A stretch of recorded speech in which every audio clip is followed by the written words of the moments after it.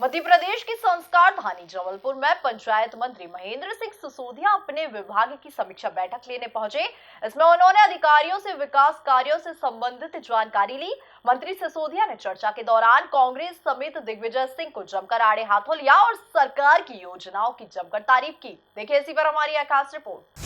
संस्कार धानी पहुंचे मंत्री महेंद्र सिंह सिसोदिया, दिग्विजय सिंह को जमकर लिया आड़े हाथों, भाजपा को बताया आदिवासियों का हितैषी, कांग्रेस के 150 सीट जीतने के दावे को बताया हवा हवाई, महाकाल लोक की घटना को बताया प्राकृतिक आपदा।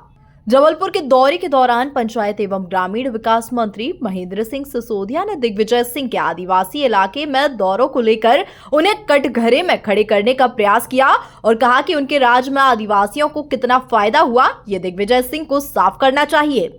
दिग्विजय सिंह जी के 10 साल में कितनी बैठकें आदिवासियों की उन्होंने की हैं, ये सवाल मैं उनसे पूछना चाहता हूँ। आज चुनाव आ गए तो आपको आदिवासियों की याद आ गई। यही पैसा एक्ट जो दिग्विजय सिंह जी के समय पे लागू हुआ था, इसको रद्दी की टोकरी में उठा के फेंक दिया था। अब जाके शिवराज सिंह जी की सरकार ने वो आदिवासियों के लिए, उनके कल्याण के लिए पैसा एक्ट लागू किया।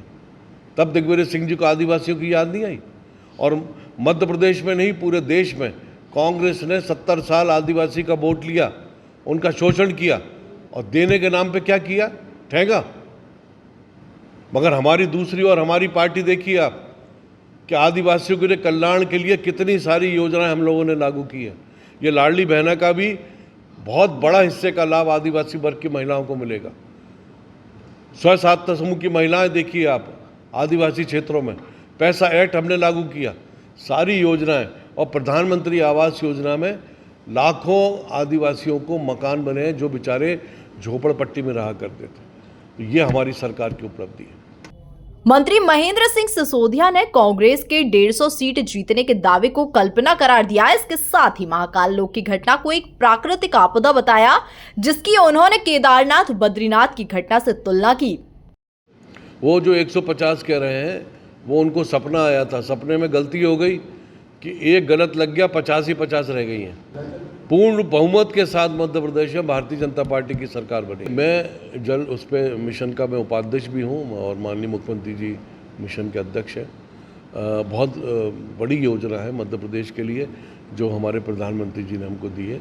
और कुछ जगह हो सकता है कि पानी की कमी के कारण ना आ पा रही हो, मगर जहाँ तक लैंड सोर्सेज का सवाल है, योजना का क्रियान्वयन अच्छे ढंग से हो रहा है। कुछ पंचायतों की शिकायतें आई है कि जैसे खरंजा उखाड़ दिया और उस पर पाइपलाइन डालने के लिए, तो उसका रेस्टोरेशन का प्रावधान भी हमारी सरकार ने रखा है।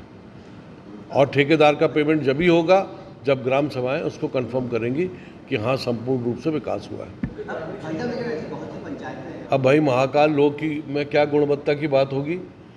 प्रकृति का प्रकोप अगर है, बद्रीनाथ जैसे धाम ढह गए प्रकृति के सामने, तो अगर 2-4 मूर्तियां अगर खंडित हो गई तो उसको क्यों तूल देना। मैं नहीं समझता कि उसको कोई तूल देने की बात है, साधारण सी बात है।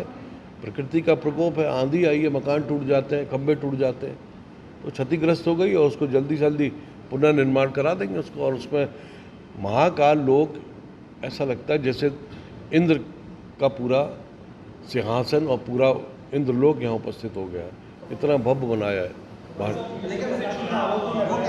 इस दौरान मंत्री सिसोदिया के निशाने पर कमलनाथ भी रहे, जिन्होंने कांग्रेस सरकार के समय का जिक्र किया और बताया कि कैबिनेट की बैठक में भी कमलनाथ से आदिवासियों की बंद की राशि पर टोकते थे, जबकि इसका उन्हें कोई जवाब नहीं मिलता था। Bureau report, MP news, Jabalpur.